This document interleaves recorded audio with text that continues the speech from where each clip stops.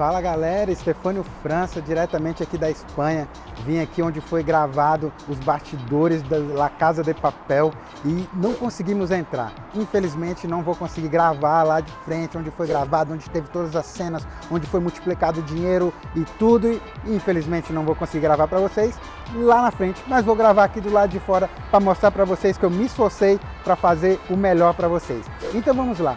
Esse La Casa de Papel foi um seriado fantástico que realmente mobilizou vários países. Embora a série tivesse achado que não ia render tanto, nem eles tinham uma expectativa tão grande do que tinha acontecido de tão extraordinário nos bastidores do mundo inteiro. As pessoas assistiram e bombou o La Casa de Papel. Quem não assistiu ainda vai ter um pequeno spoiler aqui, que eu vou falar 5 características que realmente você podemos aprender com La Casa de Papel. Primeiro, eu não quero fazer nenhuma apologia a roubo, dizer que a gente tem que roubar um banco ou alguma coisa assim, mas que a série deixou vários ensinamentos que nós podemos aprender com isso. A primeira coisa é ter um objetivo claro.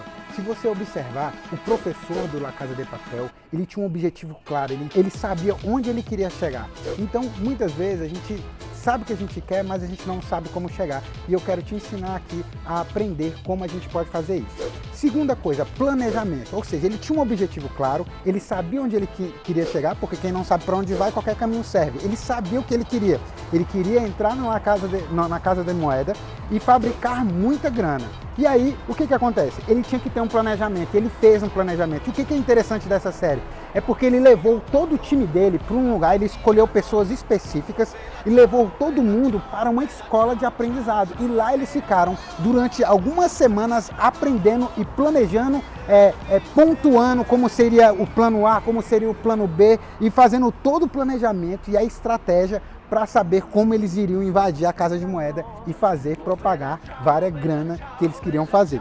A terceira coisa muito engraçada que a gente vê, que por mais que sejam bandidos, a gente percebe o quanto que eles eram focados. Eles estavam altamente focados naquilo que eles queriam fazer. E isso é interessante. Muitas vezes a gente quer alguma coisa, mas a gente não tem um foco. E eu quero dizer, o que é foco, Stefânio?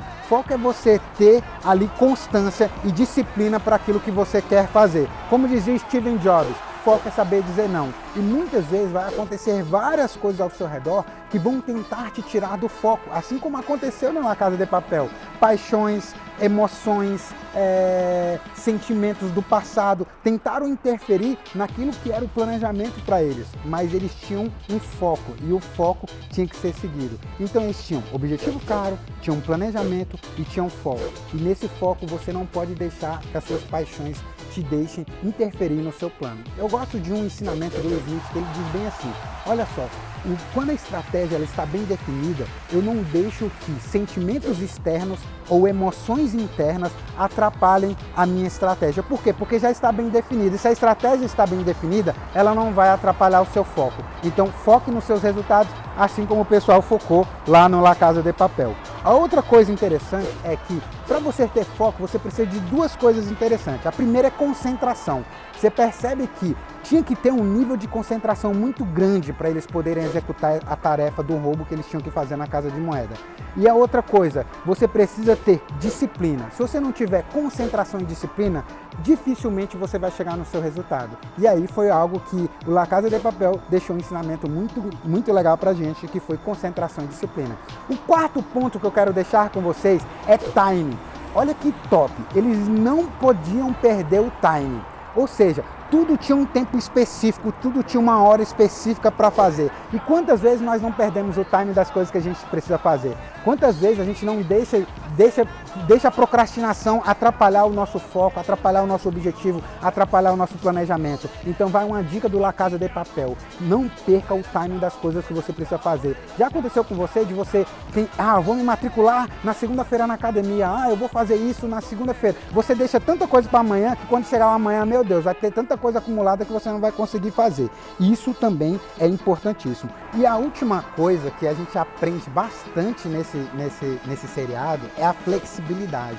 Você percebe que, embora você tenha um objetivo claro, embora você tenha um planejamento, a estratégia tudo bem definida, ou embora você tenha um time, as pessoas totalmente focadas e tal, e você não perca o time, você precisa muitas vezes ter flexibilidade.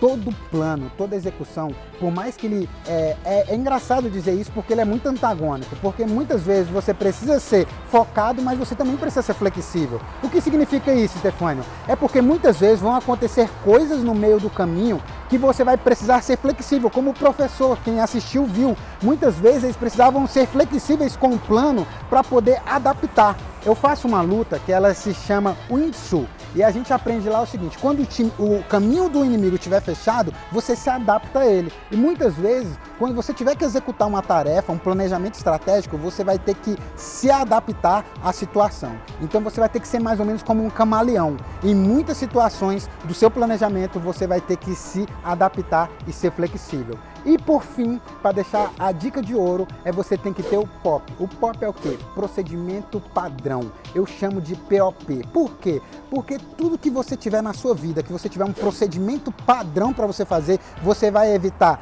atalhos, você vai evitar perca de tempo e você vai evitar que o seu planejamento não seja executado. Segue aí algumas dicas que eu aprendi com La Casa de Papel diretamente da Espanha. Um beijo no seu coração.